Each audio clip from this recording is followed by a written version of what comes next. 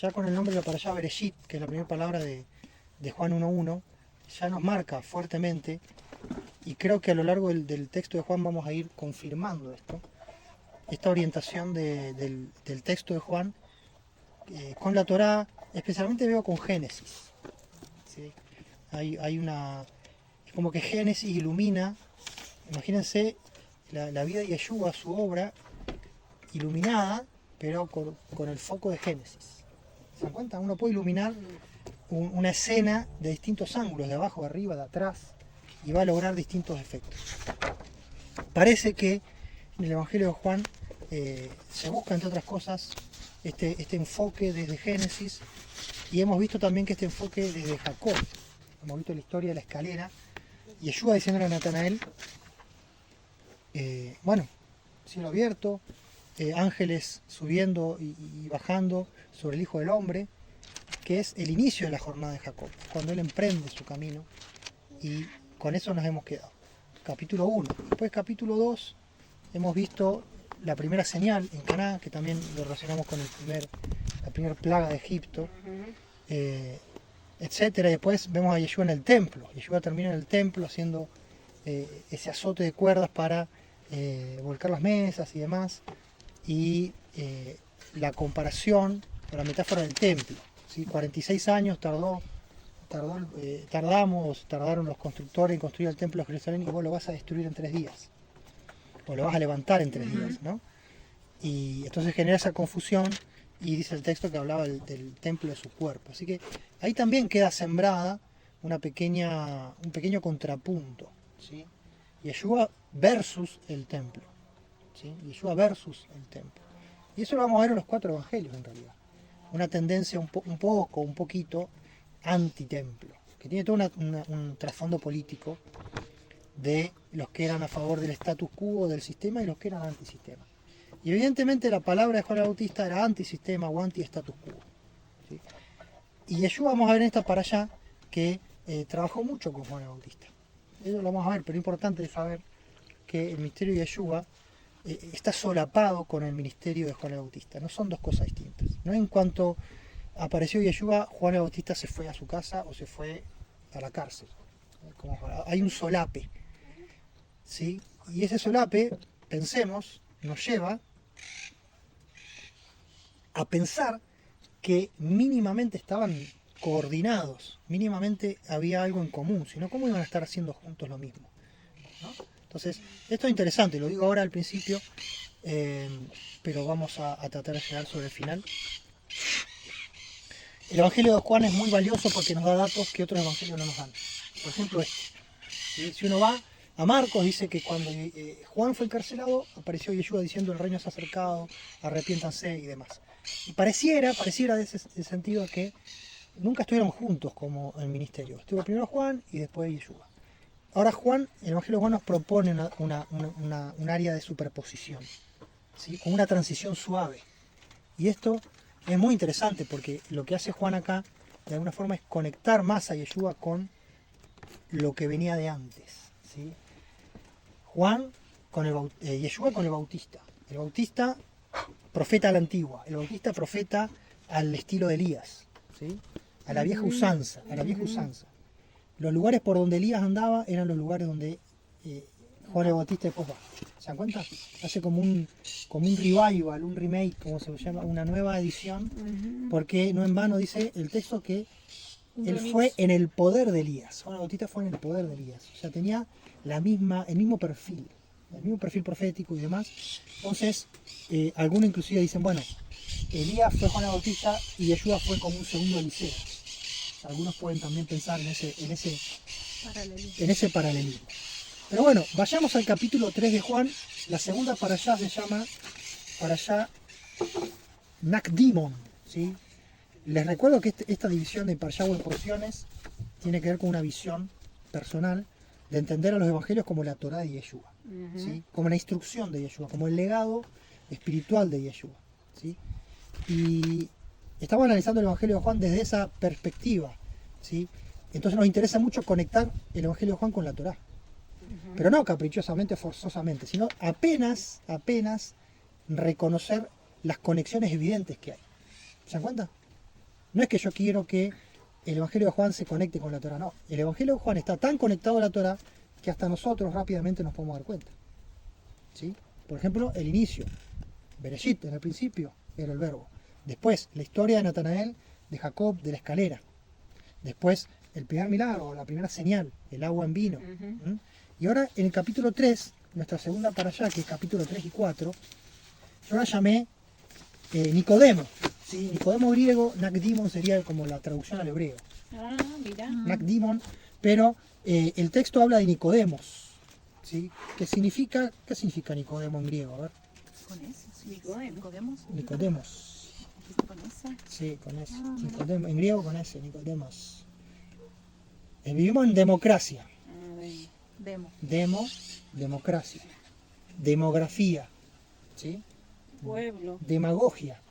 Fíjense, todo lo que está relacionado con demo tiene que ver con pueblo. Pueblo. Claro. Y Nico, Con Nicolás. El Nico. exactamente. Dijo Pero- lo que todos estábamos pensando. Pero viene, Nico. o sea, Nicolás y Nico acá, o más fácil, lo que hoy tenemos en nuestras zapatillas Nike. Nadie tiene Nike Muy acá. lindo. No, estamos todos pamperos, Nike. Nike también es del griego, Nike, tengo- Nike, y tiene que ver con victoria. Victoria. Entonces, Victoria del pueblo. victoria del pueblo sería algo así, Juan Fus. ¿sí? Le bajaba la categoría.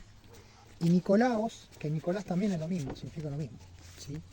Pero bueno, Nicodemo, que es un personaje muy interesante, que sabemos menos de lo que nos gustaría, y que aparece solamente en Juan. ¿Ustedes sabían de eso? Otro de los misterios de Juan. Juan es el único que trae a Nicodemo al conocimiento público. Solo en Juan. Los otros evangelios no nos hablan de Nicodemo. Mm. Entonces, vamos a ver en el capítulo 3 la conversación de Yeshua con Nicodemo, que es famosa, porque termina Sí. en Juan 3:16, ¿no? Está en ese contexto. Vamos a ver, ahí hay un mensaje, hay una prédica. Hemos dicho que el Evangelio de Juan tiene muchas prédicas, tiene muchos mensajes, como que las historias de Yeshua son como el puntapié inicial y de repente el autor, que evidentemente tiene el don pastoral o de enseñanza o de exhortación, de repente alarga los conceptos en un estilo propio de la escuela de Juan, propio de las cartas de Juan, propio del Apocalipsis, propio del Evangelio. ¿Sí? Con las palabras típicas, vida, agua, luz, tinieblas, etc. Entonces hay una prédica sobre la vida eterna. Después Juan el Bautista tiene ahí como una cuestión, un entredicho a los discípulos, y Juan el Bautista va a decir la famosa frase, capítulo 3 también, es necesario que él crezca y que yo mengue. Que es un poco el resumen, creo que esa frase es el resumen de una de las cosas que el Evangelio de Juan quiere mostrarnos, o quiere llevarnos. ¿Se acuerdan que hablamos de esto de la modulación, de que subimos los graves, bajamos los agudos, ecualizamos? ¿Sí? Hubo una ecualización ahí en la primera para allá, y acá vamos a dar una ecualización muy fuerte, una ecualización, una modulación con Nicodemo, otra de nuevo con Juan el Bautista, donde el propio Juan dice yo tengo que menguar, o sea, que suba la música de Yeshua y que baje la mía, ¿sí? Entonces vemos ahí este equilibrio, y vamos también a ver en el capítulo 4 la conversación de Yeshua con la mujer samaritana, que también tiene que ver con esto de ecualizar.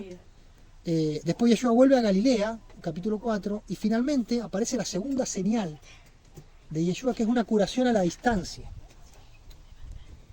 Yeshua va a estar en Caná. En Caná, ¿se acuerdan que fue el primer milagro, las bodas de Caná? Y viene un siervo del rey, dice, de un rey importante, a pedirle cura por su siervo, y Yeshua como que lo cura a la distancia. Lanza la palabra y vuelve esta persona y le cuentan que a su siervo había sanado a la hora señalada, a la hora que se encontró con Yeshua. Y esta es según el Evangelio, es la segunda señal. La primera fue las bodas de Caná, la segunda es la cura a la distancia. Decíamos que en Juan hay señales. No interesa tanto el milagro en sí, sino que Juan ve a Yeshua dando señales, que no es lo mismo. ¿Sí? Los evangelios sinópticos apuntan mucho al milagro. Hay una persona que necesitaba, pobre, clama por misericordia, hijo de David, ten misericordia de mí, estaba ciego, estaba no sé qué, y la gracia de Yeshua, la misericordia y el poder actúan sobre él, ¿Y qué le dice? Tu fe te ha salvado. En Juan es al revés. En Juan tenemos señales que Yeshua dispara y que provocan fe a posteriori. Por ejemplo, el primer milagro, en las bodas de Caná, dice que esta señal hizo Yeshua y mostró su gloria, y sus discípulos, como consecuencia, creyeron en él. ¿Sí? Y acá va a pasar lo mismo con esta segunda señal. ¿Sí? Entonces, es interesante porque el enfoque o el énfasis es distinto. Entonces, el Evangelio está buscando que a partir del relato, a partir de la evidencia, se produzca una fe. No está tan interesado en que tener fe para que las cosas cambien en tu vida. El mensaje de Juan no es, tenés fe para que Dios se manifieste en tu vida, ¿sí? Para que Dios haga un milagro en tu vida, ¿sí? Que a veces se predica mucho, está medio de moda en algunos sectores, y se va sobre ese. Esos son los sinópticos. Hay una persona que tenía fe, tenía necesidad, va Yeshua, pum. Acá tenemos al revés. Tenemos un auditorio que no sabemos quién es, nos imaginamos, porque los historiadores nos dicen que es un evangelio tardío, fin de siglo, hablan de Éfeso. Es un auditorio bastante diferente de lo que podemos esperar de la vida cotidiana en Israel, en Tierra Santa. Y evidentemente es un auditorio que necesita revivir su fe, porque todo el evangelio va a estar apuntando a que, viendo la evidencia, se genere una fe, se fortalezca una fe, ¿no? en Yeshua como el Mesías. Así que vamos al capítulo 3. ¿Alguien que pueda leer el versículo 1? Había un hombre de los fariseos llamado Nicodemo, prominente entre los judíos. Bien, fíjense qué interesante, acá ya hay dos señales. Nicodemo, ¿por qué es importante? ¿Por qué Juan lo trae? Hay dos características que da Nicodemo. ¿Cuáles son? Fariseo y prominente. Fariseo y principal entre los judíos. Es interesante, ¿sí? Me puse a investigar, ¿por qué Juan, el evangelista, lo describe así? Está como diciendo, bueno, Nicodemo, ¿no sabes quién es? Bueno, te voy a decir. Era fariseo y era principal entre los judíos. Les hago un paréntesis. Flavio Josefo habla de un tal Nicodemo. En el Talmud se habla de un tal Nicodemo, un personaje importante que tenía una red de hosterías para peregrinos de las fiestas en Jerusalén. No sabemos si es el mismo Nicodemo, pero eso nos garantiza de que ese nombre era usado por judíos en el siglo I. ¿Se dan cuenta? No es un invento, no es un nombre artístico, Nicodemos, no. Había judíos que llaman así, había judíos importantes, nos dice el Talmud, nos dice Flavio Josefo, y acá nos dice el evangelista que había un Nicodemo que era fariseo, ¿sí? Fariseo. Fíjense el uso que hacen los evangelios de la palabra fariseo, porque muchas veces se habla, bueno, los evangelios son antifariseos, ¿no? A veces uno en la lectura simple parece, bueno, el evangelio le dan con un palo a los fariseos, lo cual no deja de ser verdad, pero eso tiene un contexto y tiene un porqué, ¿sí?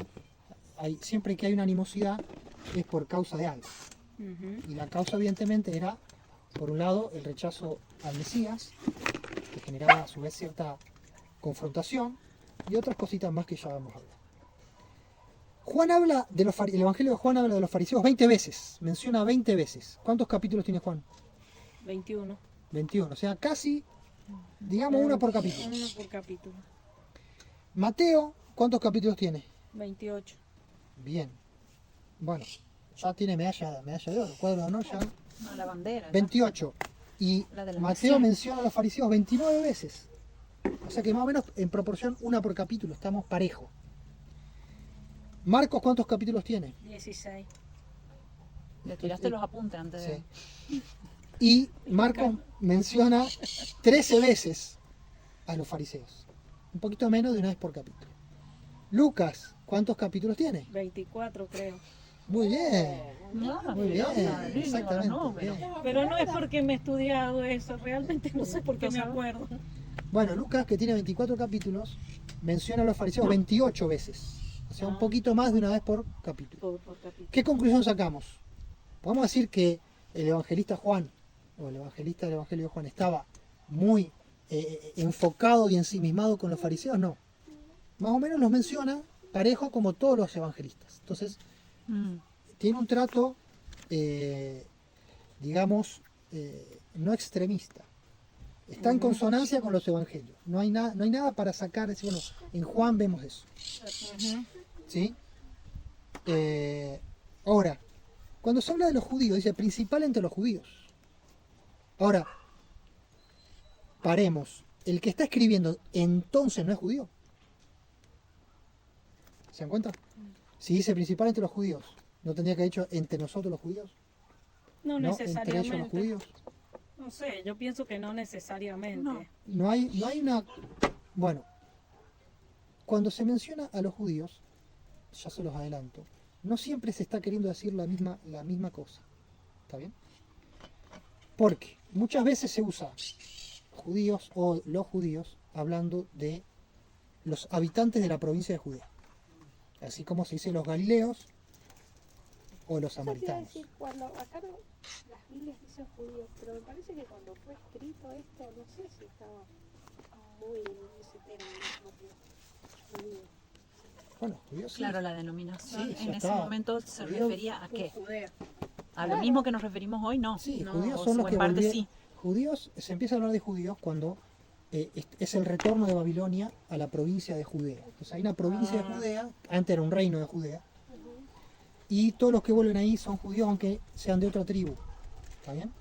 Entonces se empieza a hablar un poco menos de israelita, por eso nos llama la Claro, la atención. otra vez En había la primera para allá hablado de hablaba de israelita, y se habla mucho de judío como este remanente que está en la provincia. Eso sigue hasta el tiempo de Yeshua. Entonces, los judíos eran los de la provincia de Judea. Pero también podía hablar de todo el pueblo de Israel. Se empieza a confundir. O sea, cuando se habla de los judíos puede ser político, división política, lo de Judea. Ahí no entrarían los galileos, por ejemplo. Puede hablar de todos los israelitas, o puede hablar de la clase dirigente. Porque muchas veces se enfoca en los que tienen autoridad. Y este aquí que los que tenían autoridad eran judíos de Jerusalén. Le hace sacerdotes, le hace fariseos del Sanedrín. Por ejemplo, Nicodemo era miembro del Sanedrín. ¿Qué era el Sanedrín? Era el concilio hebreo, el concilio judío que gobernaba. Era como un congreso, una mezcla de congreso y poder judicial. ¿Sí? Presidido por el sumo sacerdote, compuesto por los principales sacerdotes nobles, ancianos de los clanes, gente de referencia importante, con estirpe, con apellido, digamos, y fariseos. Entonces era como un congreso donde había como distintos partidos. O cuando lo mandan, cuando fue la mujer juzgada y lo mandan a los ancianos que estaban frente a la plaza porque ellos venían de liberar. Claro, los que estaban frente a la puerta o a la plaza oficiaban de jueces, ¿no? Pero eran Y emitían- ancianos judíos. eran ancianos, tenían autoridad, ancianos en sentido de autoridad. Obviamente también de edad, pero de reconocimiento de autoridad. Bueno, entonces cuando se habla de judíos se habla de distintos, hay que tratar de entender bien de qué se está tratando. Muchas veces cuando se habla de término peyorativo o de enojo, o que los judíos eran contra, está hablando de la clase dirigente. No puede estar hablando de todos porque estaría incurriendo en un error. La gran masa de judíos, que era el pueblo, no tenían voz ni voto y posiblemente eran a favor de Yeshua o eran neutrales. No tenían por qué ser contra. ¿Sí? Lo mismo entre los fariseos, no eran que todos los fariseos eran contra Yeshua. De hecho acá tenemos Nicodemo y hay otros más. Entonces muchas veces se habla de los judíos como la clase dirigente en Jerusalén. Que era como, por ejemplo, acá en Argentina pasa con Buenos Aires y lo que se dice el interior del país. Entonces los de Buenos Aires tienen un sentir de que son un poco superiores, pues están en control de la cuestión nacional y demás. Y acá en la provincia es como que, bueno, estamos más lejos, seríamos con nosotros como galileos, ¿sí? Provincianos, y los otros que son más de élite quizás. Aunque en Buenos Aires no todo el mundo es de élite. ¿Se dan cuenta? Claro. Cuando yo hablo de los porteños estoy hablando de un prototipo, de una parte de esa población. Bueno, tengamos en cuenta esto. Entonces dijimos que fariseo es un concepto que se usa más o menos parejo en los evangelios. Ahora cuando se nombra a los judíos tenemos que el evangelio de Juan nombra a los judíos 70 veces. 70 veces, ¿le parece mucho o poco? Mucho. En 21 capítulos. Mucho.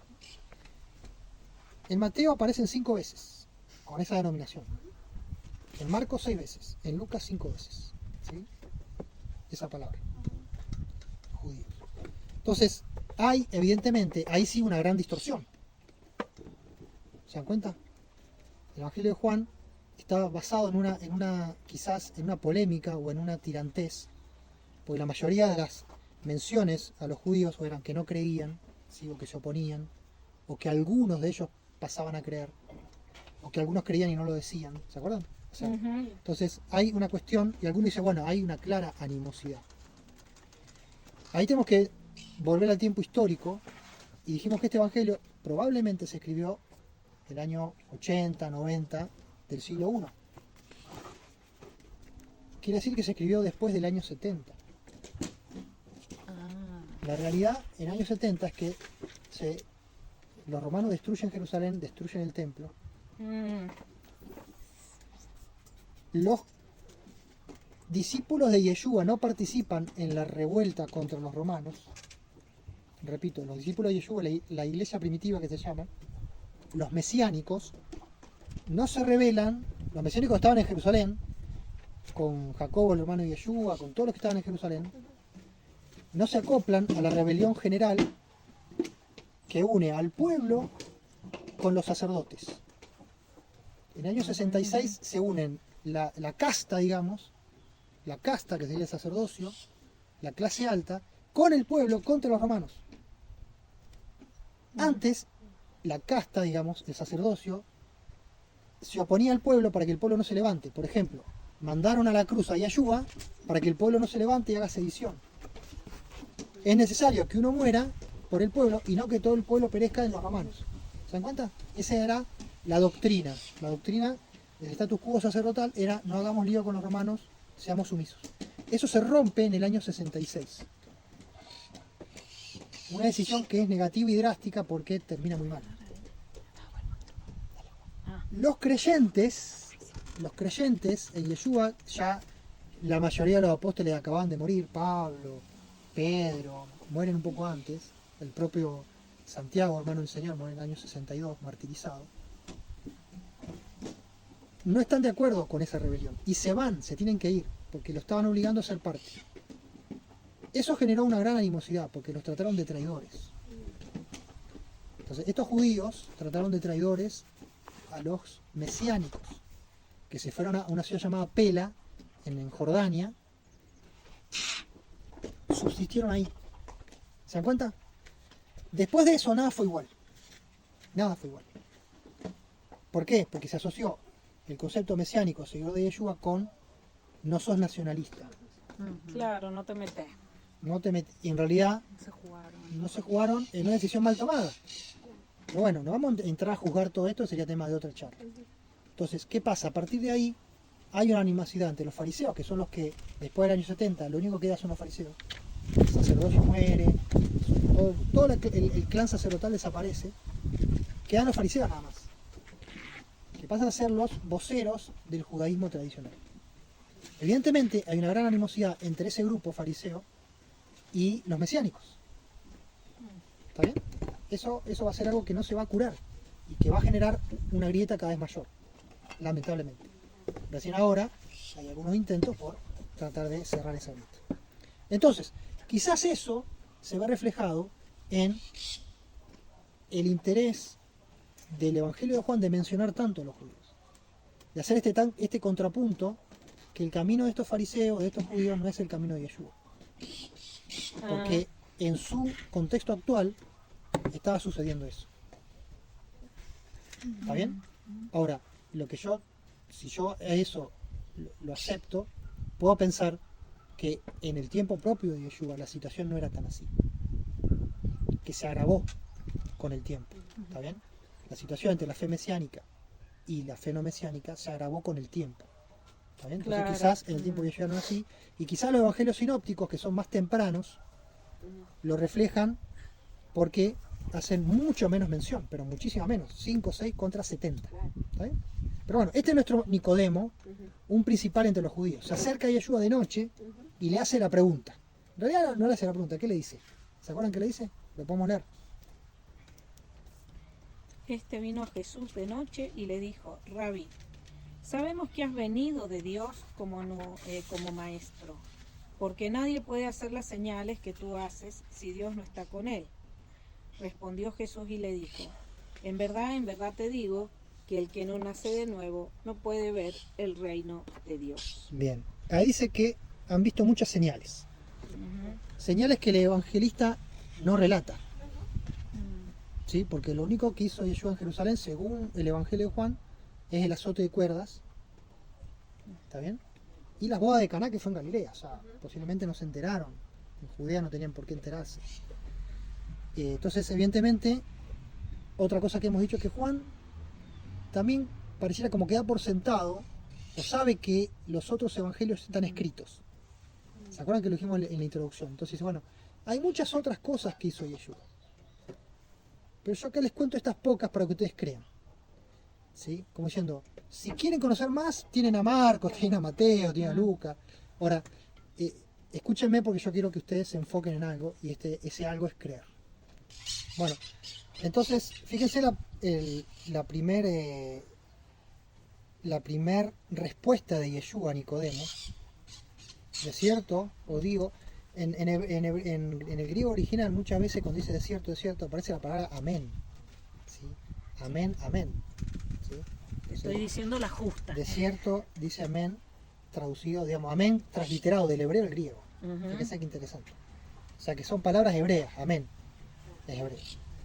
Pero aparece con letras griegas. Ajá. Con la alfa, con todas esas letras griegas. Bueno, ¿qué le dice Yeshua? De cierto te digo que el que no naciera de nuevo no puede ver, ¿qué cosa? El reino de Dios. Y cuando tocamos reino de Dios tenemos que parar, porque el reino de Dios es una categoría muy, muy, muy importante como para dejarla pasar así.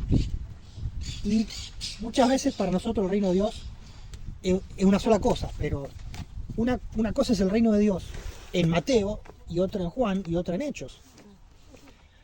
Puede ser lo mismo o no, también tenemos que entender. Entonces, ¿cuáles son los énfasis del reino de Dios? En el Evangelio aparece mucho el reino de Dios. En Mateo están las parábolas del reino. ¿Sí? Entonces, evidentemente, Yeshua habló mucho del reino de Dios. Los sinópticos nos muestran eso. Y, como no pude con mi alma de estadista, de estadístico, ¿qué fui a hacer? Contar números. Contar la vez que Pero aparece el Dios reino de envió. Dios. Bueno, bien, ya saben. Pero Mateo, Evangelio de Mateo. ¿Cuántas veces aparece el reino de Dios? 55 veces. Mucho. Casi 2 por capítulo. Ujú, Marcos, 20 veces. ujú. Lucas, 46 veces. ¿Sí? Casi 2 por capítulo. Igual que Mateo, mucha importancia. Mm, Juan, ¿cuánto le parece? No sé, una vez, 2 veces. Mirala a la Lili. 5 veces.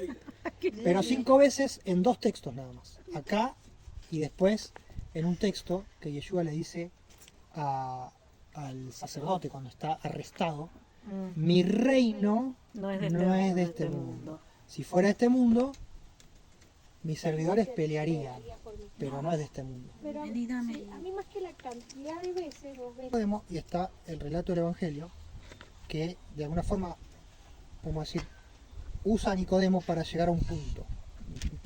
Nicodemo vuelve a ser un punto de partida, como Natanael es un punto de partida, pero no un punto de llegada. Porque si uno ve la historia, Nicodemo de repente se pierde, porque hay un ida y vuelta, el reino de Dios, ahí Nicodemo va a decir, ¿cómo puede ser esto? O sea, voy a nacer de nuevo, hay como una respuesta un tanto naif, un tanto ingenua, decir, bueno, tengo que nacer de nuevo literalmente. Entonces Yeshua dice, bueno, tenés que nacer ¿de qué? Del agua y del espíritu. ¿Sí? Y ahí Nicodemo dice, bueno, ¿cómo puede ser esto? ¿Sí? Y ahí Yeshua le va a decir, vos sos maestro en Israel y no sabés.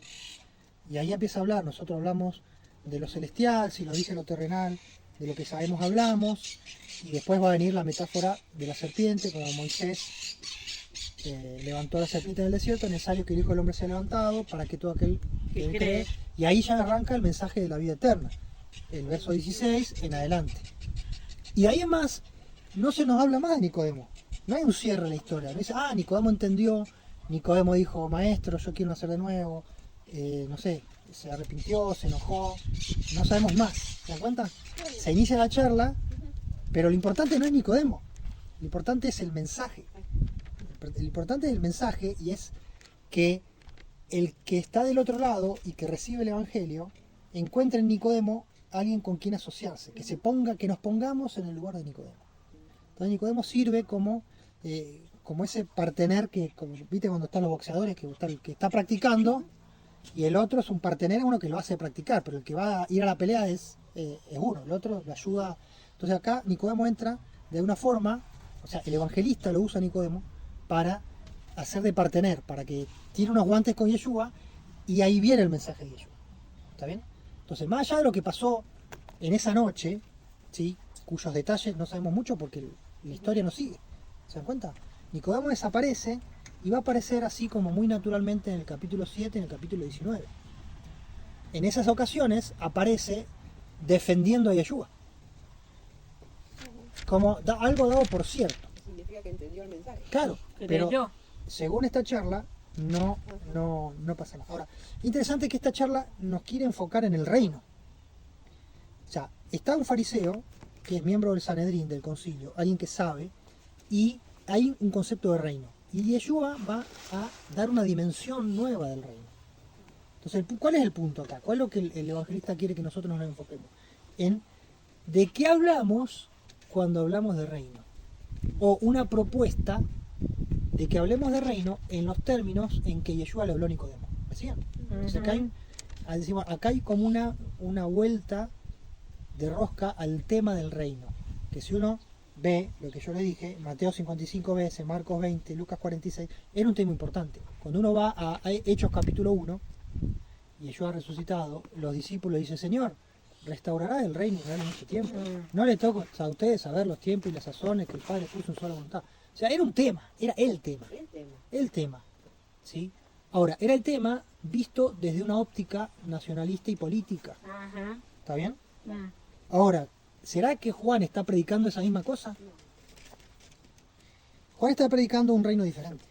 Ujú. Juan está predicando un reino espiritual. Ujú. ¿Sí? Un reino, fíjense la vuelta que hace Juan, este giro, es un reino individual. Es un reino individual, porque el otro reino es, el Señor va a hacer restaurar el reino a Israel, o sea, a Claro. todos por igual, Claro. una situación social como siempre fue en Israel. En Israel y en la antigüedad las comunidades, los pueblos eran muy comunitarios, de compartir, no es individualista, no existía tanto ese concepto. Ahora, en el Evangelio ya hay una transición a la cuestión grupal e individual. Entonces Juan está planteando una entrada individual al reino, Claro. a ver el reino a partir del agua y del espíritu, ¿sí? A partir del agua y del espíritu. Ujú. A partir, claro. Entonces, no hay... El agua, perdón, Mm. el agua asociado. Sí. Ujú. Porque Juan, el Evangelio de Juan ya dice que Juan el Bautista dice que Yeshua iba a bautizar no con agua, sino con el Espíritu. Entonces, Claro. agua y Espíritu es Espíritu está. Juan el Bautista más Yeshua, o sea, la obra conjunta de los dos, el mensaje de los dos. Entonces, cuando uno va y compara de nuevo el Evangelio de Juan con los otros evangelios, y uno va hacia el final, en los tres evangelios sinópticos tenemos el famoso sermón del Monte de los Olivos. El sermón del Monte de los Olivos, que es un mensaje escatológico. ¿Cuándo vendrá tu reino? Y habrá reino contra nación, reino contra reino, El y tiempo serán del fin, aborrecidos, y al final viene el reino, y la señal del Hijo del Hombre aparecerá, todo eso. Cuando vamos a Juan no lo tenemos. Algo que es parte crucial, y que los evangelios sinópticos está junto con la cruz, o sea, antes de la cruz, que es la mirada escatológica. ¿Por qué? Antes de la cruz, antes de que venga la tragedia de la cruz, la mirada se tiene que elevar porque, dice de alguna manera, después de la cruz hay vida, Ujú. hay esperanza, hay reino. Ahora, en Juan vemos que eso ya no es así. El reino es individual, espiritual, no tiene que ver con, inclusive con la venida de Yeshua, no lo vemos eso, ese énfasis. No tiene que ver con una venida inminente de Yeshua en Jerusalén, las naciones rodeando, tribulación, ¿sí? No tenemos ese énfasis. Tenemos el énfasis de Juan 17, hay otro énfasis. Ajá. La oración sacerdotal, de- que todos sean uno, que el mundo crea, hay como algo más lineal. Entonces uno puede pensar que quizás la escatología del Evangelio de Juan es diferente a la del resto. Una escatología más de lo espiritual, más del seguir adelante, que de una expectativa inminente. ¿A qué puede estar esto? ¿A qué obedece? Y volvemos siempre al mismo punto. si este evangelio es tardío y es después de la destrucción de Jerusalén, muchos en la destrucción de Jerusalén, ¿qué esperaban? ¿Qué les parece? La restauración, el Del Mesías, reino. Ajá. era la ocasión. Ujú. No sucedió. Entonces, yo creo que Juan, el evangelista Juan, en este escrito está buscando, de nuevo, ecualizar, curar heridas, curar desilusiones, diciendo, bueno, no tenemos ni a Jerusalén ni al Mesías. Antes no teníamos al Mesías, pero teníamos a Jerusalén. Entonces esperábamos la venida del Mesías. Ahora no tenemos ninguno de los dos. Y el horizonte se ve feo. Y de hecho, fueron 20 siglos feos. ¡Wow! Y Juan está, el evangelista, está al inicio de esos 20 siglos que él creo que no tiene idea. ¿Cómo puede tener idea? De lo que, hacia dónde está mirando. Está mirando a largos siglos, sin Jerusalén, sin templo y sin la venida del Mesías. ¿Cuál es el antídoto para eso? Y ahí vemos la inspiración de un Juan que dice, vamos a entrar al reino espiritualmente. Vamos a tocarlo espiritualmente, vamos a tocarlo individualmente. El viento sopla de donde quiere, no sabe dónde viene y dónde va. O sea, no le pongas fecha, no le pongas límites. Es como el viento, o sea, no sé qué va a pasar. Déjate guiar por Dios. No sé qué va a pasar mañana. No te puedo prometer que mañana viene el Mesías. Déjate guiar por el Espíritu, que es como el viento. Que vos no sabes bien de dónde viene, a dónde va, pero sí sabes que es de Dios, ¿no? Entonces, fíjense qué interesante, y visto en perspectiva, gana volumen esta postura de ecualizar el reino de Dios, bajar la expectativa nacionalista, política, de batalla, ¿sí? Y decir, es por el lado del Espíritu. Se lo va a decir a la samaritana también. Ni en este monte van a adorar, ni en tu monte ni en el mío, sino que Los verdaderos adoradores adorarán en espíritu y en verdad. o sea, no va a ser por lugar, porque ni siquiera va a estar el lugar. Claro. Ni siquiera va a poder estar el templo, ni Gerizim, ni Jerusalén. O sea, es otra onda. Entonces, fíjense, el mensaje de Juan es este, ¿sí? Desencarnar un poco el mensaje y hacerlo más espiritual. Desencarnarlo de lo físico. Sacar nuestras miradas desde las cosas físicas y evidentes que en Tratar de- nuestro tiempo tenemos. Llevar nuestra fe en un aspecto más quizás espiritual y no por lo que vemos. Ahí le dice, tiene que nacer del agua y del espíritu. Bueno, Juan es un amante del agua, ¿sí? Ni también hasta lo que habían llegado ellos a comprender en su mayoría hasta ese momento. Claro. Porque es como que me cambiaste la película de golpe. Entonces Juan, vemos claramente el mensaje de Juan. Les escribo esto para que ustedes crean. Entonces necesito Claro. escribirlo desde otro ángulo para que ustedes hoy día, ¿sí? Después de todo lo que pasó, sigan creyendo en el Mesías. Bueno, seguimos con las estadísticas. ¿Qué pasa con el agua? ¿Qué pasa con el agua? Juan es un enamorado del agua. Ajá. Usa el agua como concepto. ¿Sí? Habla mucho del bautismo, mucho más que los otros evangelistas. Va a hablar del agua con la samaritana, en el pozo de Jacob. Va a hablar del agua cuando La fiesta. hable en la fiesta de Sucot, capítulo 7. ¿Sí? Mateo menciona el agua 8 veces. Marcos 5 veces. Lucas 6 veces. Juan 25 veces. Ah, Y sigamos a las cartas de Juan. Las cartas de Juan mencionan el agua 4 veces. Y el Apocalipsis 18 veces mencionan el agua. El agua de vida. Termina el Apocalipsis hablando del agua de vida. Entonces el agua es un factor importante de Juan en el mensaje. ¿Sí? En el agua también está la vida. ¿Sí? La vida viene del agua. ¿no? Entonces, y sin agua Juan- no hay vida. si vemos la conexión del evangelista con el sacerdocio, vemos que tiene todo el sentido hablar del agua, porque para un sacerdote el agua es fundamental. Ujú. Todo se purifica en agua. Antes de entrar a servir hay que lavarse. Sí, Los esenios, que eran sacerdotes sí, se rebeldes, se lavaban todos los días. Estaba lleno de bautisterios, de mikvé. Mikvé sería pileta en hebreo. Estaba lleno, ¿sí? De agua ritual para purificación. Entonces, en Juan vemos esta mirada sacerdotal y la importancia del agua como purificarnos juntando agua y espíritu. Inclusive va a decir que del costado de Yeshua, ¿qué salió? Sangre y agua. y agua. ¿Se dan cuenta? Es como que está enfocado en el agua. Wow. Otra palabra típica de Juan es el testimonio, porque si leemos lo que Yeshua le dice a Nicodemo, leamos la segunda respuesta de Yeshua a Nicodemo. El 5. Ajá, a ver. En verdad te digo que el que no nace de agua y del Espíritu no puede entrar en el reino de Dios. Sigo. Lo que es nacido de la carne, carne es. Lo que es nacido del Espíritu, Espíritu es. No te asombres que te haya dicho, os es necesario nacer de nuevo. El viento sopla donde quiere y oye su sonido, pero no sabes de dónde viene ni a dónde va. Así es todo aquel que es nacido del Espíritu.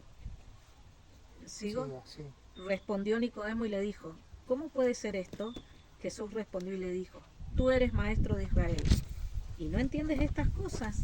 En verdad te digo que hablamos lo que sabemos y damos testimonio de lo que hemos visto, Bien. pero vosotros no recibís nuestro testimonio. Ven, ahí fíjense que está usando el plural. ¿Sí? Acá es un nosotros contra ustedes. Ya no es Yeshua y Nicodemo, sino que de alguna forma para mí como que el autor se mete, se sale de la vaina por meterse, y ahí termina siendo estos dos grupos, los mesiánicos y los fariseos, o el judaísmo post-templo, donde en realidad tenemos dos grupos. Pero bueno, Yo lo Sí. veo más ese plural que vos decís. pensemos que Yeshua estaba, por eso es interesante lo que dice este solape con el Juan el Bautista. Porque a Yeshua se lo podía ver en el marco de un discípulo de Juan el Bautista, que lo era, porque fue bautizado por Juan el Bautista. Y Juan el Bautista era un personaje popular, y su movimiento era popular, o sea que no era una minoría absoluta, 3 discípulos sueltos, No. 12 apóstoles que nadie conocía. No, si el Herodes le Eran como tenía una punta miedo. de un iceberg. Claro. Era la punta de un iceberg de un movimiento profundo de gente que estaba descontenta y que quería de alguna forma tocar el reino de Dios. Una esperanza, algo nuevo. Dame algo nuevo, dame algo que no sea esto que estoy viendo. Entonces, de eso se alimentaba toda esta gente que iba a Juan, porque veía un profeta, veía algo distinto, y después veía a Yeshua, veía algo distinto. Entonces, Claro, y acordémonos que Jesús le dijo a los fariseos sepulcros blanqueados, o sea que la gente ya estaba re harta de... de muchas cosas y de Claro. mucha hipocresía, etc.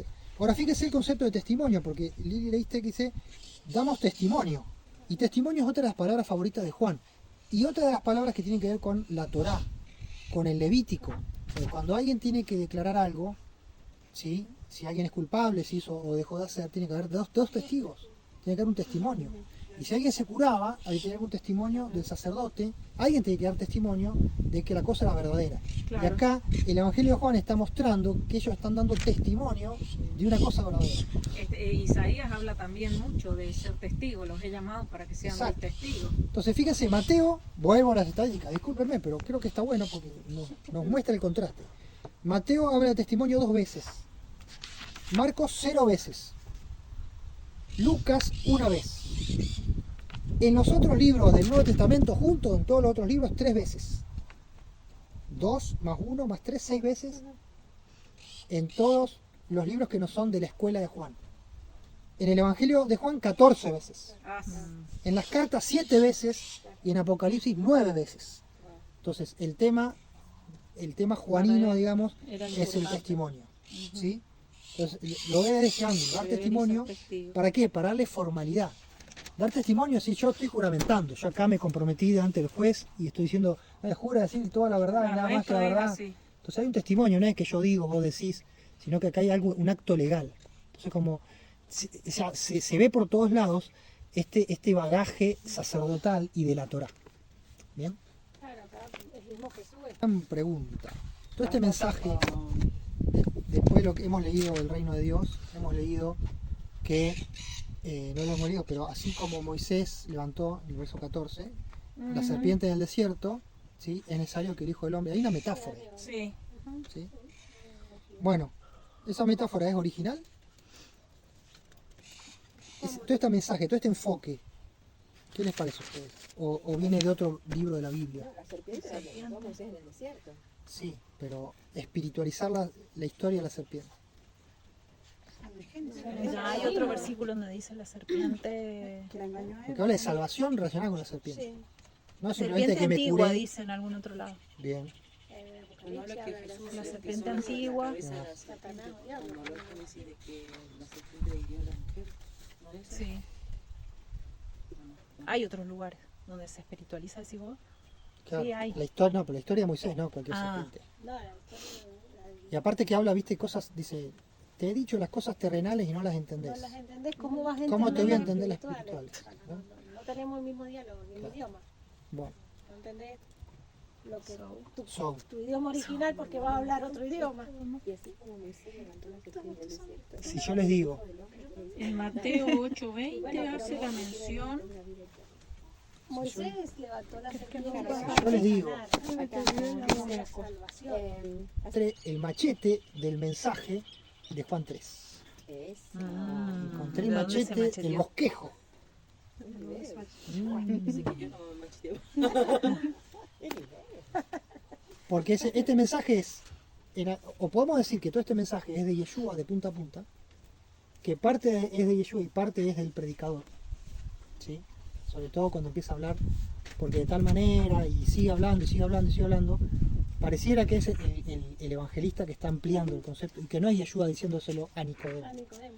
Pero, de cualquier forma, sea quien sea, quien escribió esto, Yeshua, o el escritor del Evangelio, leyó el libro apócrifo de sabidurías. Sabiduría de Salomón. ¿Por qué? ¿Cómo lo sé? Porque leíste el libro. Porque un día estaba tan aburrido que me puse a leer el libro de sabidurías. Y a buscar estadísticas. Bueno, le voy a leer el libro de sabidurías. 3 citas del libro de sabiduría. El libro de sabidurías, junto con otros, es de la época intertestamentaria. Son libros de sabiduría, donde hay mucho énfasis en entender la vida, en entender los enigmas de la vida, la muerte, la vida eterna. Todo eso se trabaja mucho, sobre todo en Egipto, en Alejandría, donde hay una gran comunidad judía más educada, ¿sí? Más cultivada. Entonces, hay mucha escritura. Ahí se traduce el Antiguo Testamento al griego, del hebreo al griego, ¿sí? Y en eso que se traduce la versión Septuaginta, estos libros también estaban y se van generando en esa época. Pongamos unos 100 años antes de Yeshua, unos 50, 150 años antes de Yeshua, por ese tiempo, hay una producción literaria importante. El énfasis está en la sabiduría. Se empieza a personificar la sabiduría como hace Proverbios capítulo 8, que la sabiduría estaba con Dios, que la sabiduría se le relaciona con el Espíritu Santo, se empieza a hablar de todas estas categorías que aparecen en el Nuevo Testamento, ya se empiezan a manejar en estos libros. Algunos son libros que le ponen, por ejemplo, sabiduría de Salomón, pero no fue Salomón que lo escribió, sino hay una inspiración en Salomón, hay como una personificación, pero es un contemporáneo que está llevando, digamos, sus consejos, su trabajo filosófico y espiritual a la comunidad. En el libro de Sabiduría 10:9 hay una oración por sabiduría y pidiendo sabiduría. Eso es el capítulo 9. Y el capítulo 10 empieza a hablar cómo la sabiduría actuó en todo el Antiguo Testamento. Entonces hace un barrido al Antiguo Testamento de los personajes, de Adán hasta no sé quién, hablando de cómo la sabiduría actuó y bendijo. Acordémonos de Jacob, que Jacob está en la Midrash de Juan, ya hemos visto que Jacob está presente y vamos a ver que está muy presente. En cambio, dice, la sabiduría libró de sus problemas a los que servían a la sabiduría, a los servidores de Dios. Condujo por caminos seguros al justo que huía de la cólera de su hermano, Jacob de Saúl. Condujo por caminos seguros al justo que huía de la cólera de su hermano. Le mostró el reino de Dios. Ver el reino de Dios. Le mostró el reino de Dios. Fíjense que no puede ver el reino de Dios. Le permitió que conociera a sus santos ángeles. Hizo que tuviera éxito en sus trabajos y que fructificaran sus esfuerzos. Fíjense cómo está Jacob asociado al reino de Dios. Y a ver el reino de Dios, pues se le mostró. Entonces acá vemos un punto de contacto. Ver el reino de Dios. Sabiduría capítulo 9. La oración por sabiduría. Dice así, 9:16. No le leo todo por amor al tiempo. Sabiduría 9:16. Si nos cuesta conocer las cosas terrenales y descubrir lo que está al alcance de la mano, ¿quién podrá comprender lo que está en los cielos? ¿Quién podrá conocer tus intenciones si tú no les has dado primero la sabiduría y no les has enviado de lo alto tu Espíritu Santo? Así fue como los habitantes de la tierra pudieron corregir su conducta al saber lo que te agrada y fueron salvados por la sabiduría. Es que fíjese como acá la categoría del conocimiento terrenal y celestial tenemos la sabiduría asociada al Espíritu Santo, nacer del agua y del Espíritu, por ejemplo, ¿sí? Y el concepto de ser salvo por la sabiduría. Juan 3:16, para que seamos salvos. Entonces, ser salvo por la sabiduría, en este libro de sabiduría, ya en Juan es ser salvo por Yeshua. Porque Yeshua es la personificación de la sabiduría, la encarnación de la sabiduría. Porque la sabiduría era el verbo. Y Pablo Y el verbo habla, era con Dios, porque estaba en el principio creando las cosas con y Dios. Pablo habla de que Jesús es sabiduría, poder de Dios y Y sabiduría de Dios. Exactamente. Y para terminar, sabiduría capítulo 16, versículo 5. Está hablando de cómo la sabiduría ayudaba a los servidores de la sabiduría, el pueblo de Israel. Incluso cuando fieras feroces se apoderaron furiosamente de los tuyos, y cuando estos sucumbieron por la mordedura de serpientes venenosas, tu cólera no duró hasta el final. El castigo que se dejó caer por un momento tenía valor de advertencia. Esta señal, ¿me suena la palabra señal? Sí. Usada en Juan. Esta señal de salvación, les recordaría, ¿qué cosa? Los mandamientos de tu ley. En efecto, cualquiera que se volvía al objeto de bronce, la serpiente del se salvaba, no por lo que tenía ante su vista, sino por ti, el Salvador de todos. O sea, fíjense cómo el Evangelio toma este concepto que ya está trabajado, Tremendo. ¿sí? No es una serpiente de bronce, no es un amuleto, es tu salvación por medio de ese acto de fe, es un castigo que lleva a una señal de salvación. Entonces, el Evangelio de Juan dice, bueno, acá le estoy poniendo en este Evangelio otra señal de salvación para que ustedes vean y crean, ¿sí?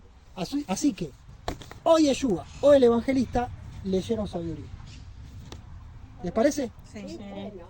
muy bueno. ¿Sí? Sí, lo ¿Por qué conocían. ese objeto? ¿Por qué ese objeto? ¿Por qué? Porque la O sea, serpiente no podía- encima. No podía asociarlo al mensaje.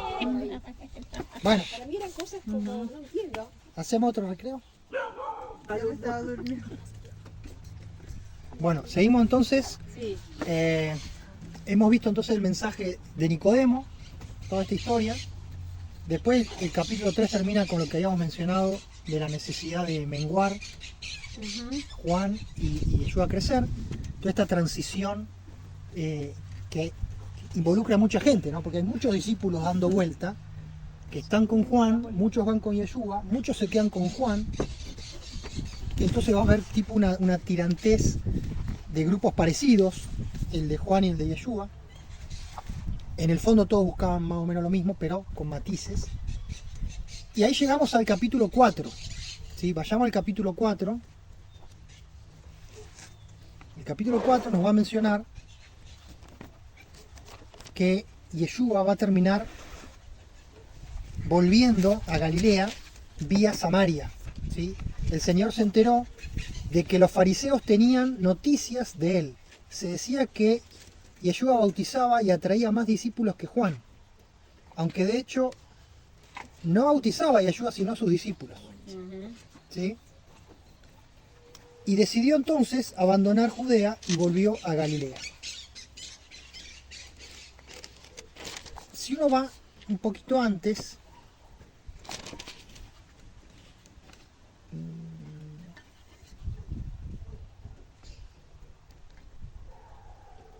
bueno, vamos a dejarlo. Entonces ahí tenemos la situación donde Yeshua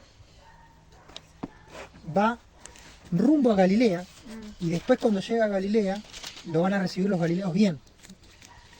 ¿Sí? Eso después de la historia de la samaritana. Entonces nos quedan dos pequeñas historias hasta para allá. La samaritana, que es una historia grande, y después la otra señal, la señal de esta cura a la distancia.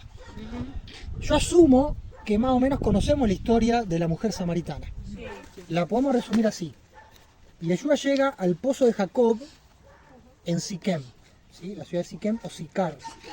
Esto es en la actual Cisjordania, ¿sí? Hoy es territorio donde están los palestinos, cerca de Nablus, ¿sí? Hay samaritanos hasta el día de hoy, de religión samaritana, tienen su Torá samaritana, ¿sí? Tienen su culto con su Torá, que es una versión de la Torá, digamos, que nosotros conocemos. Entonces, desde esa época, ¿sí? Ellos tienen su culto, son una minoría, porque étnicamente no son los palestinos que están ahora poblando, pero esa minoría ¿sí? Se conecta con los samaritanos del tiempo del Evangelio, ¿sí? En su fe y en sus formas, ¿sí? La historia de Samaria, ¿qué pasa con Samaria? Porque dice que judíos y samaritanos no se tratan. Hay toda una cuestión ahí de fondo, político-religiosa, que tiene que ver cuando las tribus que estaban en Samaria, las 10 tribus, que se dice, las 10 tribus fueron llevadas cautivas por los asirios. Algunos quedaron, otros fueron cautivos, y los asirios a su vez trajeron pueblos de otros lados a esta tierra. Entonces se mezcló. Y después dicen que tenían problemas en la tierra, había fieras, no sé qué, y se mandan unos sacerdotes que les enseñaran la ley de la tierra. Eso dice allá por el libro de, creo que no sé si de Reyes o Crónica. Búsquenlo que lo van a encontrar. Cuestión que se termina desarrollando una etnia y una fe un poco diferente en Samaria con respecto a Judea.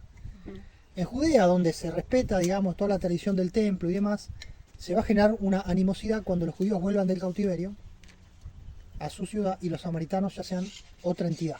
Si ustedes leen el libro de Esdras, de Nehemías, ven los problemas que había con los samaritanos. En fin. Desde esa situación hasta el tiempo de Yeshua pasaron unos 400 años y evidentemente la situación seguía igual o peor. Y entonces dice que Yeshua tenía que pasar por Samaria rumbo a Galilea. Todo esto nos dice a las claras que era verano. A las muy claras. A las seguro, claras. clarísimo. A las claras Clarísimo. dice que era verano. ¿Por qué?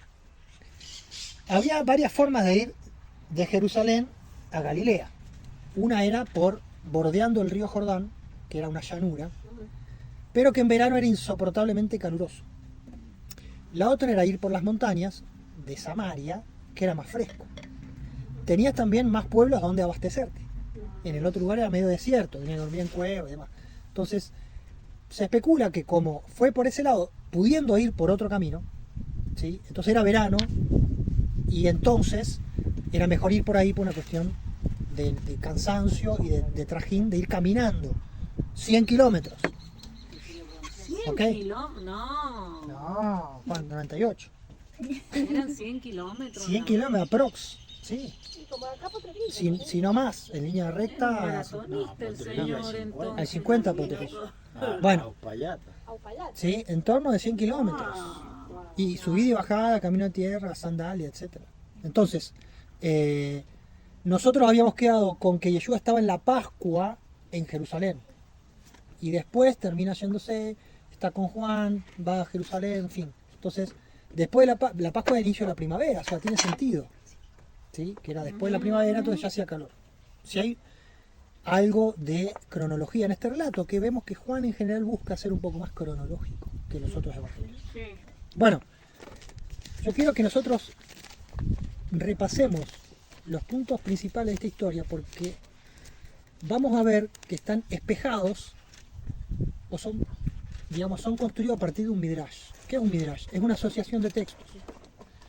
Por ejemplo, hemos visto que esta analogía de la serpiente, ¿sí? Es conectar, por un lado, la obra de Yeshua, por otro lado, la serpiente y Moisés, y hacer un nuevo concepto. ¿Está bien? Dijimos también que el evangelista recupera la imagen de Jacob, ¿o no? La escalera de Jacob, ya lo hemos visto. Vemos que Jacob se le muestra el reino de Dios y Yeshua dice no puedes ver el reino de Dios. Acá Yeshua llega al pozo de Jacob. Fíjense que hay algo hay una valoración de Jacob por parte del Evangelio de Juan. Bueno, vamos a ver los puntos principales y ustedes van a tener que descubrir a qué historia les suena. Jacob llega, Yeshua llega al pozo de Jacob. Se queda solo, ¿sí? ¿Se acuerdan? Se queda solo, los discípulos se van a comprar comida. Sí. Sale una mujer de la ciudad, conversan en el pozo sobre el agua. La mujer hay situación compleja matrimonial, 5 esposos, un ahora no es tu esposo, o sea, hay algo con respecto a los esposos y las mujeres. Y Yeshua se revela a la mujer diciendo yo soy el Mesías, o sea, hay una revelación de Yeshua a la mujer. La mujer se va corriendo a su parentela a ver a los suyos, decirle encontré al Mesías o será que encontré al Mesías. La parentela sale al encuentro de Yeshua, dice que los samaritanos salieron a ver qué estaba pasando.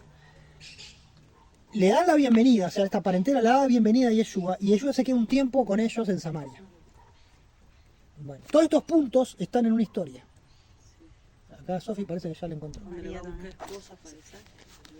Muy bien, muy bien, muy bien. Bueno, les voy a leer rápidamente lo Le da que los pendientes, los regalos. Génesis 29, Esa parte se acuerda. el mismo Jacob dice, Jacob siguió su camino huyendo de su hermano y llegó a la tierra de los orientales, Génesis 29:1, y miró y vio un pozo en el campo. Y estaban los rebaños de ovejas, porque en el pozo abrevaban los ganados. Y había una piedra sobre el pozo. Le dijo Jacob, hermano mío, ¿de dónde son? Somos de Harán. ¿Conocen a Labán, hijo de Nacor? Sí, lo conocemos, bueno, hasta ahí no hay mucha información. Mientras él aún hablaba con ellos, vino Raquel, que sería como la samaritana, la mujer de la historia, con el rebaño de su padre, porque ella era pastora, y sucedió que cuando Jacob vio a Raquel, hija de Labán, hermano de su madre, y las ovejas, se acercó, removió la boca del pozo y abrevó el rebaño de Labán. O sea, Jacob le va de tomar agua a las ovejas de Raquel. Y Yeshua le ofrece agua a la mujer. Bueno, sigue la historia, ¿sí? Le empieza a contar, dice, Jacob dijo a Raquel que él era hermano de su padre y que era hijo de Rebeca. O sea, se manifiesta, diciendo yo soy pariente. Y Yeshua a la samaritana le va a decir, yo soy el que habla contigo, es el Mesías. Creo que a la única que lo dice así tan clarito. Es muy llamativo porque hay una manifestación directa de Yeshua, ¿sí? Y que coincide con esta manifestación de Jacob que dice, mirá, yo soy tu pariente. ¿Qué hace Rebeca? Ella corrió y dio las nuevas a su padre, o sea, a su familia. Igual que la samaritana que corrió y fue a buscar a la familia. Oyó Labán las nuevas acerca de Jacob, hijo de su hermana, y corrió a recibirlo. Como los samaritanos salen a recibir a Yeshua, dice que lo abrazó, lo besó y lo trajo a su casa. ¿Sí? Y contó a Labán todas estas cosas. Y Labán le dijo, ciertamente, hueso mío y carne mía, y estuvo durante un mes en la casa de Labán. Y Yeshua estuvo 2 días con los samaritanos. Antes de seguir su camino, Yeshua es recibido por los samaritanos y se hospeda 2 días. Y al tercer día sigue su camino. Entonces acá lo que vemos, pareciera como evidente que hay como un perfilaje de este encuentro a la luz de la historia de Jacob. Como que se dan algunos puntos de luz en un paralelismo donde Yeshua sigue siendo Jacob y las cosas que le van pasando a Jacob, la mirada aguda del evangelista, hay que tener mirada aguda, para encontrar los paralelismos y para presentarlo de una forma, yo no sé si de alguna forma quiere forzar o agregar datos de color para que el auditorio, que evidentemente quizá estaba preparado para este tipo de textos, encontrara una sintonía y encontrara en Yeshua y en el Mesías no un ser extraño, un ser que hace cosas que nadie entiende, Parentesco, digamos. sino alguien que sigue el camino de los patriarcas, alguien que es como un nuevo Jacob, alguien que tiene un mensaje, y así como Jacob fue bendecido por Dios y los ángeles estaban con él, y al principio Jacob era un forastero, al principio Jacob era alguien que apenas se escapaba del hermano, termina siendo el patriarca, termina siendo el padre de Israel. Entonces, vemos acá cómo este texto sirve de base para redactar la historia de la samaritana. ¿Está bien? Entonces, está la historia de la samaritana, es probable que la historia de la samaritana ocurrió, pero cómo la cuenta, ¿sí? Está buscando hacer un link. Encima dice pozo Jacob. Es el pozo de Jacob, ¿sí? Que está ahí. Entonces, de alguna forma, este evangelio que está escrito para una audiencia quizás muy lejana, de alguna forma esta audiencia tiene contacto con la Torá o estaba siendo educada en la Torá, porque el evangelio constantemente busca hacer un link con la Torá y con el mensaje, sobre todo con Génesis. Y acá vemos que hay una individualización de Jacob como prototipo de Yeshua. ¿Sí? Como que el evangelista ve conocedor de la Torá, conocedor de la vida de Jacob, de todas sus intríngulis, y después ve la vida de Yeshua y en su cabeza conecta, ¿sí? Y encuentra como una pedagogía, hay como una pedagogía en presentar las historias de Yeshua, buscando estos puntos de encuentro para conectar, para entrelazar y unificar el relato, ¿sí? Entonces, todas estas cosas no hacen más que reforzar este concepto que los evangelios son la Torá de Yeshua, ¿Se dan cuenta? Porque el Evangelio constantemente está tendiendo puentes y unificando conceptos. Y esto es interesante porque tú dices, bueno, entonces se copió de la historia de Jacob. No se trata de copiarse la historia de Jacob, se trata de cuando hay las que saben tejer, ¿no? Los que saben tejer. El hilo nuevo, el punto, disculpame, el punto nuevo, la vareta nueva, tiene que estar agarrada a la antigua, ¿o no, George? O sea, ¿no? El punto arroz. El punto arroz se tiene que agarrar en un lado. ¿Está bien? La vareta y el punto arroz. El punto arroz vino porque previamente Está con hubo hambre. otro punto. Claro. Aunque no somos todas tejedoras expertas, Cuando vio a Jacob, dijo, ay, voy a casar a la nena por fin. Claro. Entonces, Uy, voy a casar a la mayor.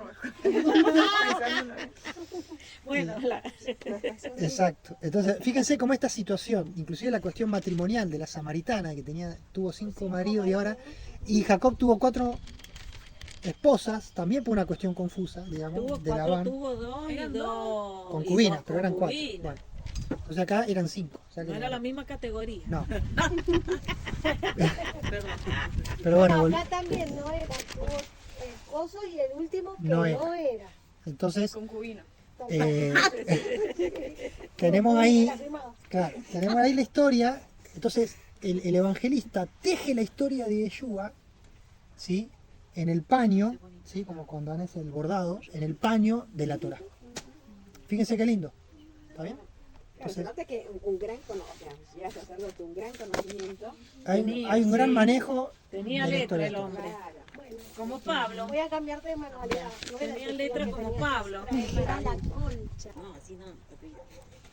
Entonces, más allá de eso, tenemos el mensaje de Yeshua a la samaritana. De nuevo, la samaritana quizás no es lo importante es el mensaje. ¿Sí? En el evangelista, el mensaje que quiere dar con cada historia. La samaritana después la perdemos, no sabemos bien qué pasó. ¿Sí? Y hay otros evangelios, los sinópticos dicen que a Yeshua le va mal con los samaritanos, que entran a una aldea samaritana y no lo reciben. Y ahí los propios discípulos dicen, ¿quiere que mandamos fuego del cielo y los exterminamos? Sí. O sea, como que son historias distintas. Acá lo que vemos es una aceptación de los samaritanos. Y acá hay un juego, porque estamos, en este capítulo, convive Judea, Samaria y Galilea. ¿Sí? Entonces, cuando nosotros vamos siguiendo el texto, a ver si lo encuentro, pasado, verso 43, pasado los 2 días que él estuvo en Samaria y que lo recibieron bien, ¿sí? Partió de allí para Galilea. Escúchese lo que dice el verso 44. Él había afirmado que un profeta no es reconocido en su propia tierra. Pero los galileos lo recibieron muy bien al llegar porque habían visto todo lo que Jesús había hecho en Jerusalén durante la fiesta, pues ellos también habían ido a la fiesta. Acá yo lo que entiendo es que el evangelista nos plantea que un profeta no tiene honra, o sea, no es sin honra sino en su propia tierra. Es bien recibido en tierra ajena, pero en su propia tierra no es recibido. Yo acá lo que yo entiendo es que Yeshua en Judea no es bien recibido, los galileos lo reciben bien y los samaritanos lo reciben bien.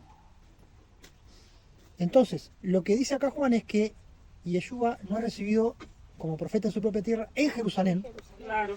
cuando Lucas dice lo contrario. Lucas dice que Yeshua no es profeta en su tierra en el episodio de la sinagoga de Nazaret. ¿Está bien? Entonces, son 2 enfoques del mismo proverbio, digamos. Acá, el Evangelio de Juan nos está diciendo, ¿se acuerdan que dijimos que menciona a los judíos 70 veces? Sí. Y siempre una cuestión, está diciendo, bueno, ¿qué está diciendo el Evangelio? Te va a decir, durante todo el Evangelio, Yeshua en Judea nunca le fue bien, siempre le fue difícil. Porque un profeta en su tierra no es recibido. Y Yeshua fue judío, era judío. Porque a la samaritana le dice, ustedes adoran lo que no saben porque la salvación viene de los judíos. Y si Yeshua es el Mesías, Yeshua es judío. Claro. ¿Está bien? Por más que creció en Nazaret, nacido en Belén, es judío. Entonces, políticamente, acá hay una cuestión donde el evangelista está diciendo, supongamos que es verdad la teoría de que esto se escribió después de la destrucción del templo y con esta animosidad entre el judaísmo y los mesiánicos, dice, bueno, esto le pasaba a Yeshua. El propio Yeshua no fue recibido bien en Judea pero era recibido por comunidades más humildes, menos elitistas, menos creídas de su condición, como samaritanos y galileos. ¿Sí? Lo cual no deja de ser verdad. ¿Por qué? Para un judío de Judea, para un religioso de Judea, un galileo muy difícilmente tenía algo que enseñarle. Para la clase dirigente de Jerusalén, el Galileo era un provinciano medio brutón, medio gente de trabajo, pero no muy con una cosa intelectual, muy básico. ¿Sí? Había un dicho que decía: por riqueza diríjase al norte, a Galilea; por sabiduría al sur, como diciendo, en el sur, en Judea, en Jerusalén está la sabiduría. Los galileos tienen algo de plata, ¿por qué? Los galileos era gente de trabajo, era gente de campo, era gente que producía, eran muy laboriosos, hacían la suya, no esperaban nada de nadie, ¿sí? Los galileos eran una sociedad que había crecido en base a su esfuerzo, y por eso eran así, medio impetuosos, medio que se animaban a cualquier cosa, porque habían crecido rodeados de dificultades. Galilea no tiene fronteras seguras. Galilea le puede entrar por el norte, por el sur, por el mar, por todos lados. Entonces no era un lugar, y habían acostumbrado a trabajar en medio de esa situación. Exportaban vino, aceite. O sea, en el tiempo de Yeshua era una comunidad bien, no que todos eran ricos, ¿sí? Pero en Galilea no se pasaba hambre. ¿Está bien? No era cualquier cosa. Entonces había un preconcepto hacia los galileos, y era lógico que Yeshua, que se le notaba el acento galileo a él y a los suyos, ¿sí? ¿Se acuerdan que a Pedro le decía, por tu acento, vos sos galileo, vos estabas con ellos? Ya por el acento nomás, ya generaba una distancia cultural, una cuestión medio racista, si se quiere, así, bueno, vos sos... En fin, entonces, Juan va a hablar de esta animosidad, ¿está bien? Y queda claro, diciendo que Yeshua no es, digamos, profeta en su tierra, Judea, cuando en realidad también Lucas va a decir lo contrario, que no es profeta en Nazaret, su tierra. ¿Está bien? Pero bueno, dice que llega a Galilea. Los galileos habían visto cosas en Jerusalén, señales que el evangelista no nos cuenta, había visto milagros y cosas, y que creían. Y entonces viene, con esto terminamos, la sanación a distancia del hijo, del siervo del funcionario del rey. ¿Sí? Entonces salió al encuentro para pedirle que fuera a sanar a su hijo, que estaba... Sí, no era el hijo, que estaba muriendo. El hijo del siervo del rey. No sabemos qué rey, si era Herodes Antipas, si era Felipe, alguno de los Herodes, ¿sí? No sabemos quién era este rey, pero era un oficial importante, y el funcionario le dice: ten la bondad de venir antes que muera mi hijo. Y Yeshua le contestó: puedes volver, tu hijo está salvo. Entonces, ¿qué vemos en la historia? Yeshua está en Caná, dice, estaba en Caná, viene de Capernaum el siervo, le pide que vaya, y Yeshua no va, y a la distancia envía sanidad. O sea, hay algo que Yeshua evidentemente envía sanidad, ¿no? Porque da una palabra, volvé. Sí. Entonces vuelve esta persona y le dicen: a esta hora fue sanado tu hijo. Entonces hay una situación que se revierte, la persona viene y se va, y Yeshua no se mueve de su lugar, ¿sí? Y hay una bendición. ¿Está bien? ¿Será que esto está relacionado con alguna historia de Jacob? Ya estamos medio como golosos, queriendo encontrar paralelismos. ¿Qué les parece? Sí. Yo encontré un paralelismo con cuando Jacob se encuentra con Esaú, su hermano. Fíjense, el relato empieza que Yeshua vuelve de Judea a Galilea, ¿no? El relato de Génesis 32 dice: dijo Jacob: Dios de mi padre Abraham, de mi padre Isaac, Jehová que me dijiste, vuélvete a tu tierra y a tu parentela y yo te haré bien. Entonces Jacob está volviendo de Harán a Beersheba, ¿sí? Y Yeshua está yendo de Judea a Galilea. Tú has dicho: yo te haré bien a tu descendencia como la arena del mar, que no se puede contar. Y durmió aquella noche y tomó de lo que le vino a la mano un presente para su hermano Esaú. Su hermano Esaú venía con 400 hombres, ¿sí? Que vendría a ser este siervo importante del rey. Viene alguien importante, Esaú con 400 hombres, que era un general, tenía un ejército propio, no cualquiera tiene 400 a su disposición. Entonces, vemos a la persona importante que viene a la distancia, en este caso Esaú, en este caso el oficial del rey, que viene con un séquito, el oficial del rey, Claro. Difícilmente se movía solo, Claro. ¿no? Porque iba en comitiva, tenía que tener custodia, etc. Y se acerca. ¿Y qué hace Jacob? Entonces Jacob decide apaciguarlo mandándole regalos. ¿Sí? Le entregó a sus siervos, cada manada por sí, y dijo a sus siervos, pasa delante de mí, poned espacio entre manada y manada, y si te preguntan, ¿sí? Esto es lo que te envía Jacob a mi señor Esaú. O sea que lo llama Esaú de señor. Y este era siervo del rey. Entonces, no sé si es tan lineal, pero yo veo que Yeshua manda su regalo a Capernaum. Él no va, él no se mueve, ¿sí? Lo envía con su poder, o un ángel, no sé. ¿Sí? De la misma manera que Jacob se queda en su lugar, no avanza hacia su hermano, se para y ocurre un milagro. ¿Sí? Porque Jacob le manda regalos y ocurre el milagro de que el hermano que le había jurado muerte, de repente viene todo blandito. Viene Le gustaron y lo los regalos. perdona en son de paz. Estaban buenos los regalos. Los regalos estaban buenos. ¿Sí? Entonces, el milagro ocurre a la distancia. Jacob cambia su corazón en el camino, posiblemente con los regalos o no, a la distancia, no en el lugar juntos. Y él ya llega bien, ¿no? Entonces acá hay como también yo veo, si pensamos la historia de Jacob como inspirando a Yeshua, esta cuestión a la distancia, que el evangelista Juan va a decir que es una segunda señal. Para Juan esta es la segunda señal, ¿sí? Una curación a la distancia. Acaba de decir que hizo muchas señales en Jerusalén, pero no las contó, y que habían creído. Y ahí dice, esta segunda señal hizo, ¿sí? Entonces, de nuevo, encontramos a un Juan, a un evangelista, tratando de pasar mensajes. No está tan interesado en contar la historia de Yeshua como si fuera un periodista. ¿Se dan cuenta?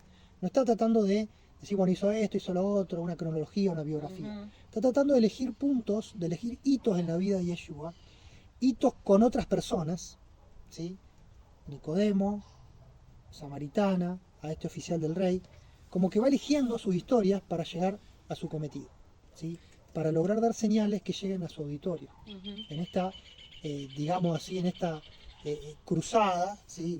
Disculpen la expresión, pero parece que el evangelista tiene un objetivo y una misión muy grande, que es que su iglesia, su colectividad, se reenganche con Yeshua, que crean, ¿sí? Porque insiste, esto lo escribo para que crean, ¿sí? Es como un libro que se escribe para estudiar la escuela bíblica, digamos.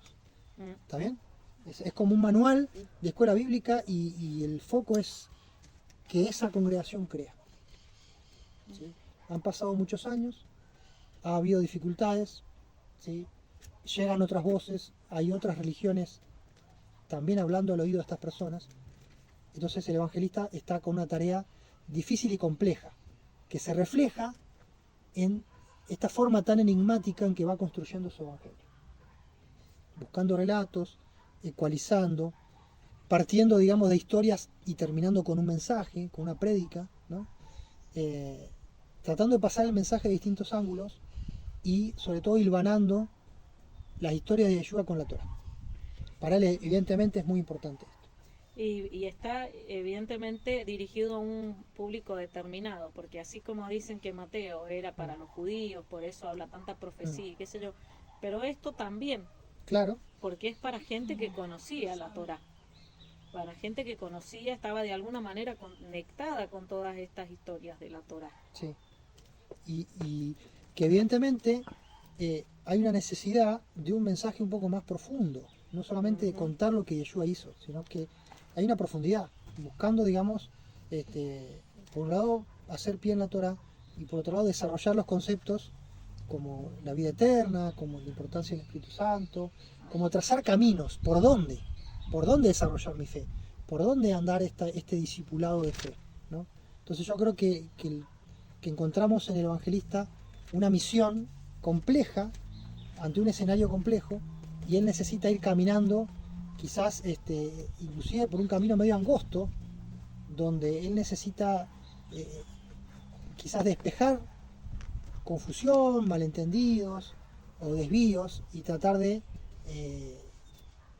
digamos reenfocar a su congregación hacia Yeshua como este nuevo Jacob, como la continuación del obrar de Dios, un obrar que tiene que ser espiritual, que tiene que ser profundo, que no está asociado a las cuestiones más políticas o la coyuntura política y social del momento, sino que se tiene que elevar, que es necesario desarrollar una fe elevada y no superficial.